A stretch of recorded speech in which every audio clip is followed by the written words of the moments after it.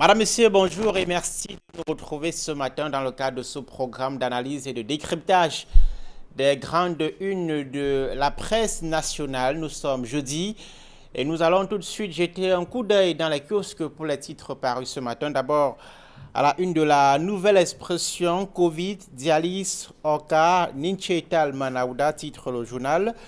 Le député de la Nation vient de faire d'autres révélations fracassantes sur la gestion du coronavirus à travers par exemple la réfection du magasin Oka dont on se souvient du fameux riz, un pactole de 50 milliards de francs CFA géré par le ministre de la Santé en 3 mois dans des marchés spéciaux, une véritable bombe à fragmentation qu'il balance en pleine session parlementaire, demande la démission de Manauda et une enquête parlementaire sur ce Covid-gate, indique le journal.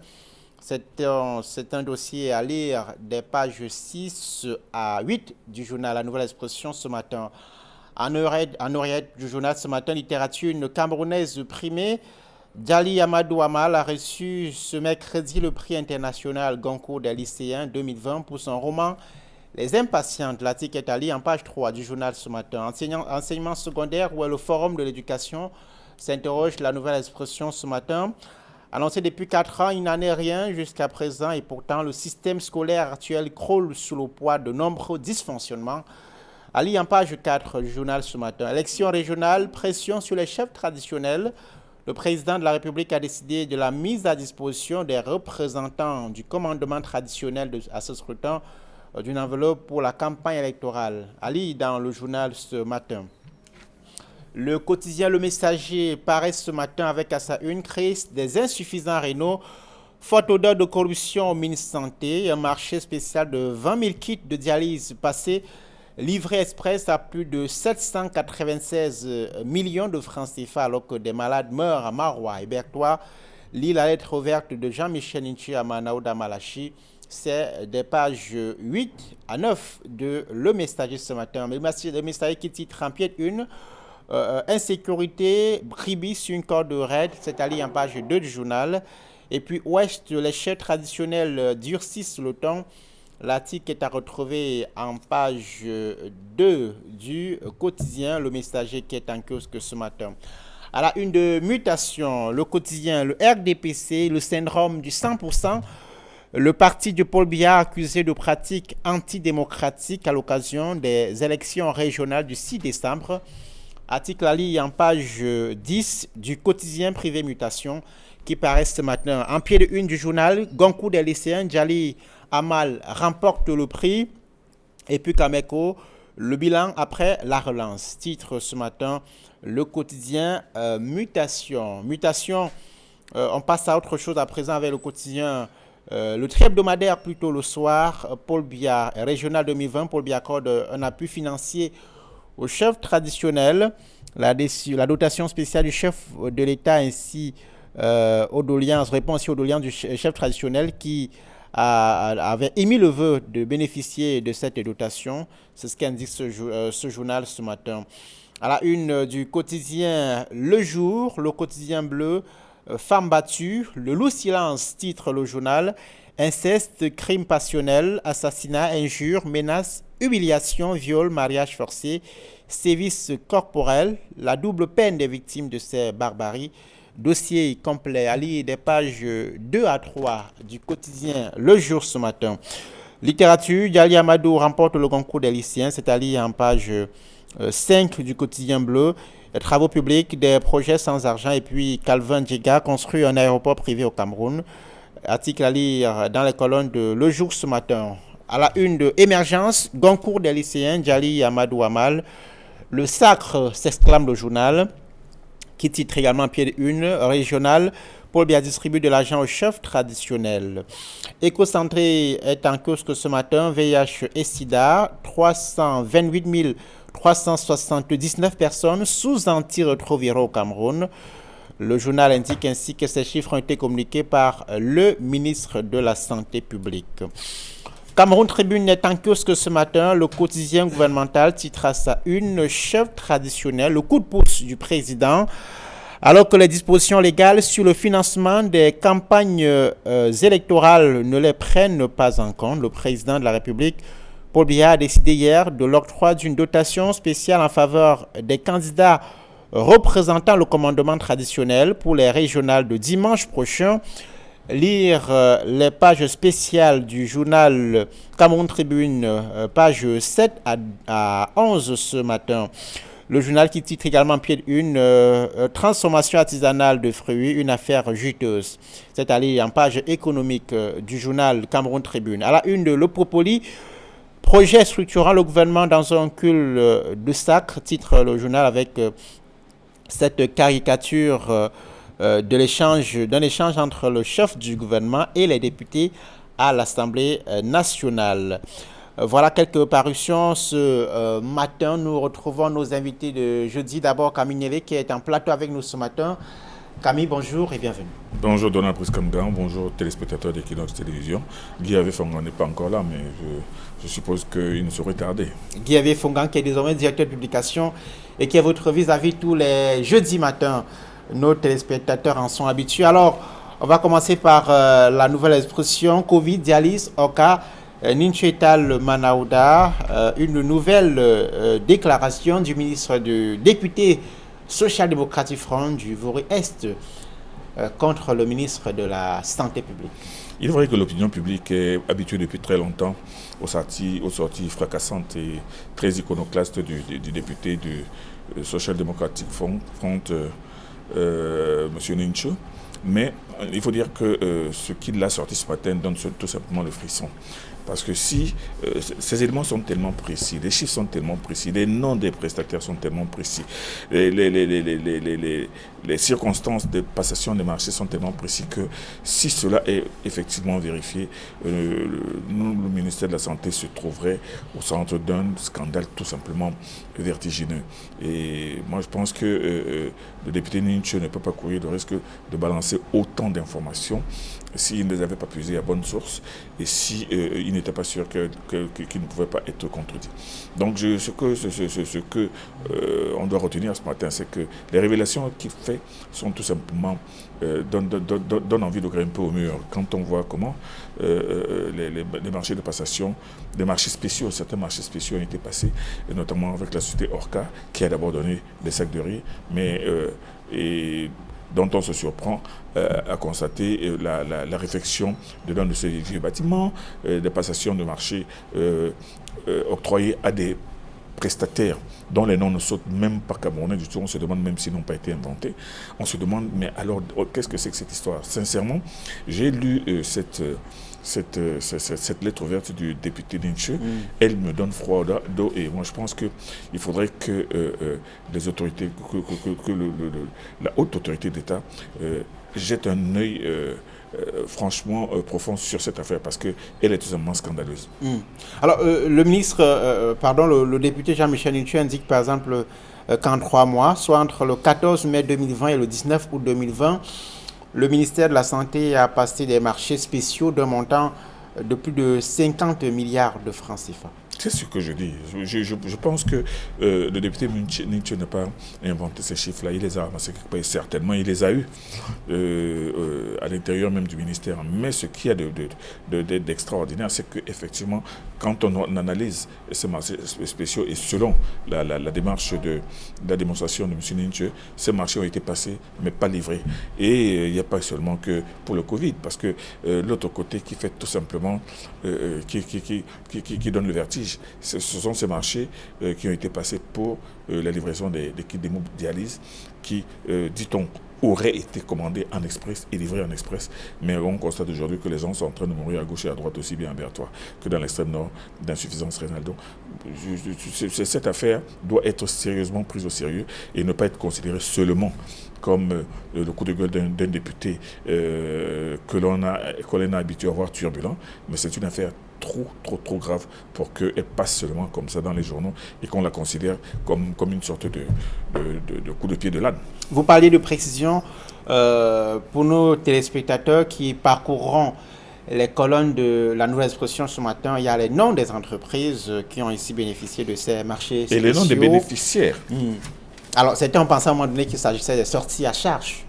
contre le ministre? De toute façon, moi je pense que sortir à charge, je pense que si l'on lit froidement, au-delà maintenant, parce que vous savez que la nature du député Ninche, c'est une nature qui est tellement violente qu'il ne peut jamais présenter ces choses sans y mettre de passion.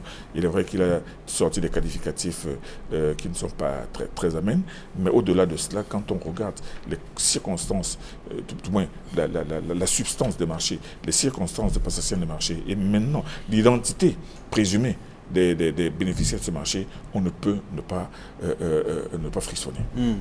Très bien. Alors, qu'est-ce qui empêche aux députés de se saisir de ce dossier? Je rappelle que le ministre, lui, il vante de la gestion camerounaise de cette crise. Il a d'ailleurs rappelé en conférence de presse avant-hier que le FMI, l'OMS saluent la gestion, l'exemple camerounais de la gestion de la pandémie. Le FMI a salué, et moi je pense que dans sa lettre ouverte, il a évoqué effectivement ce satisfait sheet du FMI, mais moi je pense qu'au-delà de cela, les déclarations contenues dans cette lettre ouverte sont tellement graves, franchement tellement graves, qu'il faut absolument les revoir, les relire tranquillement et maintenant refaire le trajet en sens inverse, savoir quels sont les marchés qui ont été régulièrement passés, quels sont les marchés qui ont été livrés, quels sont les marchés qui, nous dit-on, auraient été livrés en express et qu'on retrouve un peu les traces de ce marché livré en express, notamment des kits d'hémodialyse. Et alors que depuis la semaine dernière, vous avez entendu qu'il y a plusieurs personnes qui sont en train de mourir d'insuffisance rénale du côté de Berthois de Marois et de Berthois. Alors, le député demande une enquête parlementaire. Il y a des espoirs qu'une enquête parlementaire soit ouverte sur ce que le journal appelle le Covid-Gate? Moi, je pense qu'il faudrait même une enquête, tout simplement. Une enquête, une grande enquête. L'enquête parlementaire, encore, on va vous dire que les députés ne sont peut-être pas outillés pour aller fouiner, mais une enquête de la police, de la gendarmerie, une enquête conjointe de tous les services de sécurité et financiers. Moi, je pense que c'est cela qu'il faudrait aujourd'hui, pour non seulement étaler la bonne foi du gouvernement, qui effectivement a donné la latitude de la passation de ces marchés, mais surtout pour démontrer, pour retrouver maintenant la trace de tous ces marchés qui auraient été, de tous ces produits qui, dit-on, auraient été livrés, mais qui n'ont pas été. Et quand, par exemple, le député donne, par exemple, les exemples des sites démantelés, tels que Orca, tels que les stades et tout cela, et ce que ça a coûté, et surtout quand il parle de l'apport... À la demande de la présidence. Voilà, de la contribution intellectuelle. Moi, je ne sais pas ce que cela veut dire, mais je dis que cette affaire, les chiffres qui sont donnés, cette lettre ouverte est une véritable bombe à la nitroglycérine. Alors, la santé, c'est aussi à la une de Le Messager ce matin, mais on va y revenir avec cette affaire des kits de dialyse. Camille, le journal indique ce matin qu'un marché spécial de 20 000 kits de dialyse a été passé, livré express à plus de 796 millions de francs CFA, alors que des malades, vous l'indiquiez, meurent à Berthois et à Marois. Est-ce que vous comprenez les difficultés que le gouvernement a approvisionné les centres de dialyse en kit? On devrait avoir du mal à comprendre dans la mesure où le marché de livraison de ces kits est d'ailleurs marchés qui ont été passés en express et livrés en express selon le messager. Non, selon la lettre de monsieur Ninche. Hein? Donc ça veut dire qu'il faudrait bien qu'on sache quand ces kits sont arrivés, qu'est-ce qu'on en a fait, quels ont été les bénéficiaires et pourquoi est-ce qu'il y a des problèmes aujourd'hui. Est-ce que ces 20 000 kits ont été épuisés en l'espace de quelques temps et comment peut-on expliquer qu'il y ait autant de dialysés qui se retrouvent en situation de détresse tant du côté de Marois que de Berthois. Non, il faudrait comprendre, c'est une situation qui est très très confuse aujourd'hui et qui ne demande pas seulement une enquête parlementaire, je vous l'ai dit, qui nécessite absolument une enquête judiciaire. Alors, l'article était à retrouver des pages 8 à 9 du quotidien Le Messager ce matin. Alors, la Nouvelle Expression évoque également ce matin les élections régionales. Pression sur les chefs traditionnels. Le président de la République a décidé de la mise à disposition des représentants du commandement traditionnel à ce scrutin d'une enveloppe pour la campagne électorale. Le journal y voit une manière d'influencer les dépositaires de la tradition. Ça c'est le point de vue du journaliste. C'est le point de vue du journaliste. Moi, je pense beaucoup plus prosaïquement que le financement de la campagne des chefs traditionnels n'avait pas été prévu par EDECAM au niveau justement du financement des candidats aux élections. Et ce qui est arrivé aujourd'hui, bon, je pense que c'est un réajustement de dernière heure, mais un réajustement du chef de l'État qui s'est dit qu'après tout, les chefs traditionnels aussi, même si le financement de leurs prestations et de leur déplacement n'était pas prévu, ils sont aussi candidats au même titre que les partis politiques. Et moi, je pense que c'est beaucoup plus c'est une mesure tout simplement salutaire et nécessaire pour qu'il n'y ait pas de grincheux, qu'il n'y ait pas de gens qui se mettent à marmonner ou bien à estimer qu'il y a des super candidats et d'autres pas. Les chefs traditionnels sont des candidats au même titre que les autres les autres candidats. Donc le fait que le chef de l'État ait alloué et donné des instructions pour que leur soit loué aussi un fonds de campagne. Moi, je pense que c'est une dotation spéciale. C'est une situation qui a tout simplement été corrigée. Mais il faut dire qu'elle n'était pas prévue, effectivement, dans le financement des campagnes électorales. Mais c'est une mesure de dernière minute adoptée par le chef de l'État. Alors, est-ce que ce n'est pas le contexte que rappelle ce matin la nouvelle exposition qui amène à avoir cette analyse, un contexte d'asservissement, d'aucuns disent d'assujettissement des chefferies traditionnelles au pouvoir politique? Moi, je ne sais pas. Quand on a décidé d'inclure les chefs traditionnels dans les conseils régionaux, où était le mal? Tout le monde a applaudi des deux mains. Tout le monde a applaudi des deux mains qu'il fallait bien que les chefferies traditionnelles se retrouvent dans le conseil régional parce que quand on regarde cette décentralisation de fond en comble, on verra que la grande macrostructure, c'est la région. Ensuite, il y a les départements. Et maintenant, après les départements, il y a les villages. Donc le village, c'est l'unité de base en réalité. L'unité de base. Et moi, je pense que c'est le chef qui est le plus à côté des populations, qui peut, à sa manière aussi, à sa façon, rendre compte à la hiérarchie des besoins les plus primaires de ces populations en bas. Parce qu'il ne faudra pas seulement regarder les routes provinciales, les routes départementales, il faut aussi maintenant regarder les petites routes villageoises. Et moi, je pense que l'introduction des chefs dans le conseil régional, non seulement est une nouveauté, mais était une nécessité parce que la chefferie traditionnelle, c'est la base de l'anthropologie du Cameroun. Vous évitez de parler de cette vassalisation des chefferies traditionnelles? Vassalisation, moi je pense que c'est une rhétorique politicienne. Vassalisation, il est vrai qu'on dit aujourd'hui il est vrai que la réalité des choses fait des chefs traditionnels des auxiliaires de l'administration, ce qui est tout à fait normal. Les suppôts du pouvoir à 17 ans. Non, le suppôt, vous savez, c'est un qualificatif qui est beaucoup plus utilisé par les hommes politiques que par les chefs eux-mêmes. Allez dire à un chef qu'il est un suppôt du pouvoir, vous allez voir ce qui va vous arriver si vous entrez dans sa chefferie pour le lui dire. Mais moi, je pense qu'en vérité, en introduisant la chefferie traditionnelle dans le fonctionnement de la macrostructure régionale, moi, je pense que c'est une très bonne chose. Ce n'est pas une façon de les assujettir, mais c'est de les rassembler autour de la gestion de la région. Et je ne vois rien de vassalisant là-dedans, je ne vois rien d'assujettissant là-dedans. C'est tout à fait normal. Et si on ne les mettait pas, si on ne les ajoutait pas là-dedans, on allait dire, mais qu'est-ce qu'on a fait des chefs? Les gens allaient se plaindre en disant que non, on a fait venir des fonctionnaires, on a fait revenir des vieux chevaux de retour. Mais pourquoi est-ce que ceux qui sont là en bas, beaucoup plus près du peuple, on ne les associe pas? Moi, je ne vois pas la vassalisation là-dedans. Bon, maintenant, comme tout est politisé au Cameroun aujourd'hui, comme maintenant chacun est libre d'avoir un regard, une opinion sur ce qu'il voit, vous appellerez ça comme vous voudrez, les journalistes appelleront ça comme ils voudront, mais les chefs n'appelleront jamais ça la vassalisation. Alors, ces élections de dimanche sont-elles démocratiques? C'est la préoccupation de Mutation ce matin qui titre à sa une RDPC le syndrome du 100%. Le parti de Paul Biya accusé de pratiques antidémocratiques à l'occasion des élections régionales du 6 décembre. Le journal évoque entre autres ce soutien financier aux chefs traditionnels qui intervient à quelques jours de la fin de la campagne électorale, mais aussi la composition du collège électoral, conseils municipaux majoritairement à RDPC, chefs traditionnels pour la plupart inféodés au parti au pouvoir.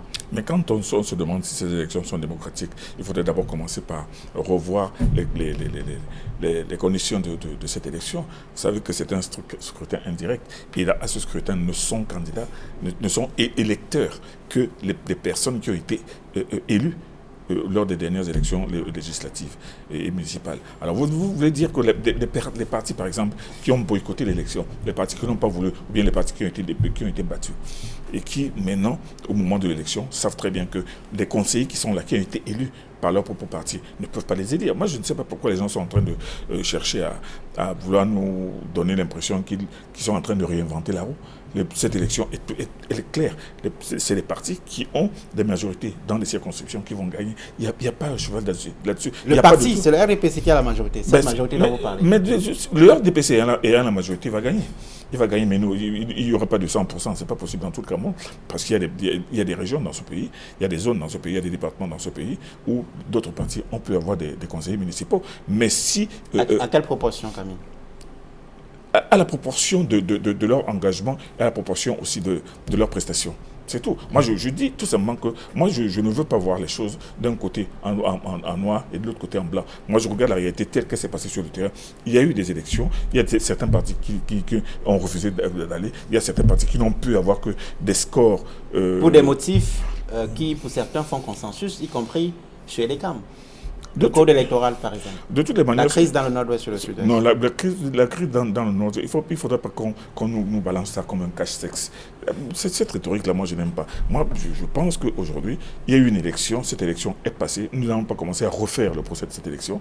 Maintenant, il faut que le Cameroun avance. Le Cameroun reste debout, le Cameroun avance. Ceux qui ont participé à cette élection, ceux qui ont eu des résultats du fait, peut-être même de l'absence du boycott ou du refus des autres, ils ont eu ces résultats. Nous n'allons pas les remettre en cause aujourd'hui. Ou nous n'allons pas dire que bon, maintenant, comme cette élection n'a pas été contestée par tel et tel, nous allons la reprendre. Non, le Cameroun avance. Je pense que là où aujourd'hui il y a cette élection, regardez, comptez le nombre de candidats à travers tout le Cameroun. Cela veut dire qu'il y a des gens quand même qui croient qu'il faut participer à la vie du Cameroun, à la vie, au système démocratique. Et quand vous parlez de démocratie, vous savez, la démocratie, c'est un élément qui est à géométrie variable, selon le pays où l'on se trouve et selon le contexte dans lequel on se trouve. Alors, quelles sont les chances des formations politiques de l'opposition? C'est la question que pose ce matin Mutation, qui observe que le RDPC va à ces élections avec ses alliés traditionnels, le FSNC, l'UNDP, entre autres, et que l'opposition sera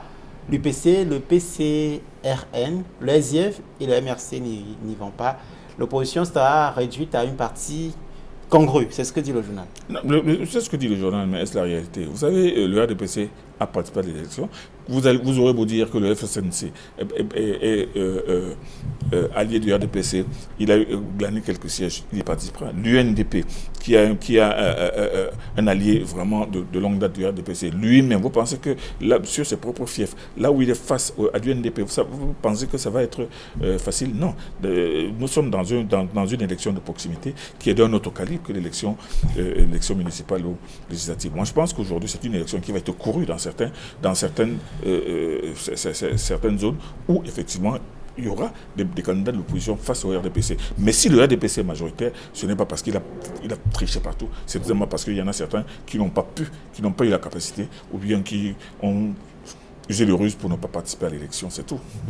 Alors, on va évoluer avec le quotidien Le Jour ce matin qui évoque la situation des femmes battues, le lourd silence, inceste, crimes passionnels, assassinat, injures, menaces, humiliation, viol, mariage forcé, sévices corporels, la double peine des victimes de ces barbaries. Le journal nous propose un dossier des pages 2 à 3 ce matin.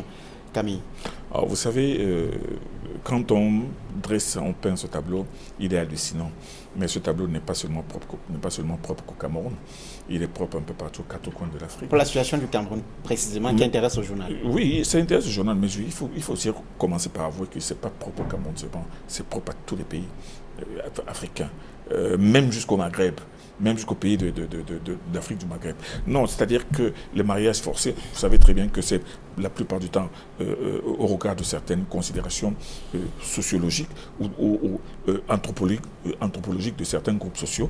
Quand vous regardez maintenant la polygamie, vous savez très bien que c'est un phénomène qui existe dans certains pays et qui est interdit dans d'autres. Mais le combat contre la polygamie, c'est un combat qui est permanent, mais qui va être forcément gagné au fil du temps.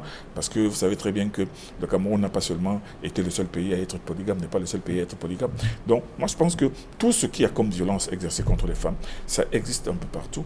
Mais le problème, c'est maintenant d'en prendre conscience, de les dénoncer, que les femmes elles-mêmes, qui déjà se lèvent suffisamment, qui déjà crient assez fort pour dénoncer, parce qu'il y a certaines sociétés ici au Cameroun où une femme n'a même pas le droit d'oser dire ce genre de choses. Donc moi je pense que c'est une avancée. Nous sommes dans un monde qui se modernise de plus en plus, mais dans ce monde qui se modernise, il y a des réalités sociologiques et anthropologiques qui ont de la peine à muer ou à muter, mais toujours est-il qu'elles existent et c'est avec douleur que elles sont exprimées parfois de temps en temps par des femmes comme cette écrivaine qui vient de gagner un prix Goncourt des lycéens, mais c'est pas quelque chose le Cameroun n'est pas un pays extraterrestre par rapport à ces fléaux qui existent, qui font mal, mais qui font partie de nos réalités. Alors, quelle est la place qu'on réserve aux instruments de lutte contre ces fléaux, comme vous les appelez, Camille? Je fais référence aux sociétés, aux organisations de la société civile qui travaillent à la promotion des droits de la femme, mais aussi les instruments juridiques qui existent en la matière. Vous savez, nous sommes un pays qui évolue qu'on ne le veuille pas. Quand on veut même parler de démocratie, est-ce que vous savez que même en France, vous savez à partir de quel moment les femmes ont commencé à voter en France? Les femmes non plus n'avaient même pas de droit en France jusqu'après la Deuxième Guerre mondiale. Donc, nous évoluons. Comme vous le dites, il existe des organisations qui sont en train de se battre, qui sont en train de tenir compte de cette réalité qu'il faut émanciper la femme. Est-ce qu'elles ont l'accompagnement nécessaire? Moi, je pense qu'il y a un accompagnement, puisque le gouvernement n'est pas insensible à cela. Le gouvernement ne peut pas cautionner, par exemple, que les filles aillent en mariage à 14 ans ou à 13 ans. Le gouvernement ne peut pas cautionner l'inceste. Le gouvernement ne peut pas cautionner des violences faites aux femmes de manière brutale ou barbare par des époux, ou bien le gouvernement aura du mal à avaler la pilule d'un homme qui épouse une fille à 12 ans et qui la tape tous les jours, qui la martyrise tous les jours, peut-être même qui la tape au point de la tuer. Donc moi je pense qu'il y a une avancée, il y a de grandes avancées qui sont en train d'être faites, mais il faut, comme vous le dites, que ces organisations qui se défendent justement pour l'amélioration des conditions des femmes et surtout pour que les femmes dénoncent, s'émancipent de plus en plus, il faut qu'elles continuent. Et moi je pense que la presse elle-même joue un rôle assez précieux dans cette démarche qui consiste justement à lutter contre ces fléaux qui sont d'un autre âge, mais qui malheureusement existent encore aussi bien dans notre pays que dans beaucoup de pays d'Afrique. On va évoquer ce laurier de Djali Amadou Amal, la romancière camerounaise qui a finalement remporté le Goncourt des lycéens. C'est en pied de une de Le Jour ce matin, mais aussi à la une de Émergence, Goncourt des lycées, Djali Amadou Amal. Le sacre semble s'extasier le journal ce matin, à Camille. C'est un sacre, c'est un exploit. C'est une jeune Camerounaise qui a pris sa plume, qui est partie d'une vie de conditions très modestes, qui a décidé de s'arracher, puisqu'elle-même, elle a été contrainte au mariage à 17 ans. À 17 ans, elle a réussi à s'en évader et à s'enfuir et à aller. Et maintenant, elle a eu suffisamment de force mentale, morale, pour écrire sa vie et maintenant revenir sur la vie de ses sœurs et congénères du Cameroun et d'ailleurs qui vivent encore sous le carcan de traditions qui sont passéistes et qui relèvent d'un autre âge. Maintenant, le style qu'elle a utilisé pour décrire toutes ces situations, c'est certainement cela qui lui a valu cette consécration internationale, littéraire. Donc c'est tout le monde qui est en train d'approuver cette prouesse, non seulement qui n'est pas de l'imagination, une œuvre d'imagination, mais c'est une sorte de... Ce n'est pas non plus une autobiographie, mais moi je pense que c'est une sorte d'intromission dans les réalités anthropologiques d'une certaine Afrique qui doit absolument sortir de cette situation obscurantiste. Alors, le Goncourt des lycées, je rappelle, c'est la sœur cadette du prix Goncourt lui-même, qu'elle a raté lundi dernier, et qui a donc finalement, elle est primée pour le Goncourt des lycées, c'était hier. Et la distinction lui a été servie par visioconférence en raison de la pandémie du Covid-19. Alors, Camille, est-ce qu'elle a eu l'accompagnement, le soutien nécessaire de son pays? Mais est-ce qu'on a besoin de l'accompagnement de son pays? Moi, il y a des moments où je me pose la question de savoir que si quelqu'un doit être consacré sur le plan international, il faut nécessairement qu'il soit accompagné par son pays. Tout Camerounais qui excelle dans un domaine non. ou un autre devrait pouvoir bénéficier du soutien. Non, le premier soutien qu'elle a eu, que ce soit de l'État ou des acteurs qui interviennent dans le secteur. Non, le premier soutien qu'elle a eu, c'est d'abord le soutien de sa maison d'édition, parce que cette maison d'édition fait partie justement de jury de cette grande consécration. Donc, elle a été accompagnée par son talent, elle a été accompagnée par les personnes qui ont jugé que cette œuvre est une œuvre qui méritait d'être promue. Moi, je pense qu'il faut un peu en finir avec cette idée selon laquelle si le Cameroun ne vous accompagne pas, vous n'arriverez à rien. Ou alors, si le Cameroun vous accompagne, vous pourrez connaître la consécration. Moi, je pense que dans le cas d'espèce... Mais Camille, vous connaissez le rôle des médias dans une compétition mondiale comme celle-là. Les candidats en France sont portés par les médias. Les grands portraits, les émissions spéciales, ça influence, ça compte pour une compétition de cette envergure. Elle compétit contre des auteurs français qui ont l'encadrement, un cadre institutionnel bien mis en place, des auteurs mieux qu'au Cameroun. Des auteurs français en France, avant qu'elle n'obtienne ce concours, combien de journaux camerounais parlaient d'elle? Vous voulez dire qu'il fallait aussi qu'elle soit accompagnée par les journaux camerounais? Combien de journaux même avaient entendu parler d'elle? Moi, je pense que ce n'est pas... C'est cet accompagnement, c'est de cela que nous parlons. Oui, mais cet accompagnement-là, on ne peut pas en vouloir à la presse camerounaise de ne pas l'avoir soutenue, tout simplement parce qu'on n'avait pas parlé d'elle avant le concours. Et même si elle passait à la une de tous les journaux avant ce concours en France, combien de journalistes de ce côté-là, surtout combien de membres du jury de ce côté lisent les journaux camerounais? Moi, je pense que ce n'est pas là, c'est son talent. Elle a été accompagnée par son talent. Il y a la maison d'édition qui a imprimé, qui a édité son livre, a cru en elle, a décelé en elle un grand talent. Et moi, je pense que c'est le plus important. Djali Amadou Amal, prix Goncourt des lycées 2020. C'est une romancière qui a ainsi gagné cette distinction avec son œuvre Les Impatientes, un roman sur les violences contre les femmes, les jeunes filles à l'extrême, notamment les mariages précoces. Madame, Monsieur, merci d'avoir été avec nous ce matin. Nous vous retrouvons demain lorsqu'il sera 9h15 pour une autre édition de la revue des grandes unes. Excellente suite des programmes sur notre antenne.